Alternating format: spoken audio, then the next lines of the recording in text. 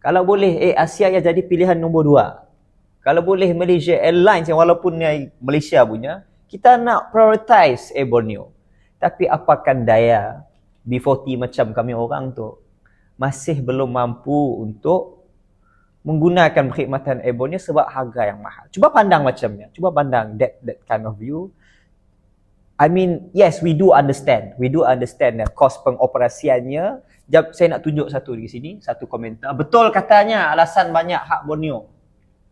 Cuba bayangkan macam ni Sidak Air Asia dapat beri tambang murah di waktu permulaan pembukaan seawal ya. Asyik boleh tunggu lama nak stabil, kukuh lah. Okey, ni dia macam backup kita punya point lah buat kita nak murah tadi kan Tun. Tapi sebenarnya saya ni. Hargailah Abang Jo. Yes, we did. Betul. Cuba bangunkan Sarawak macam-macam. Dah dipolah Abang Jo.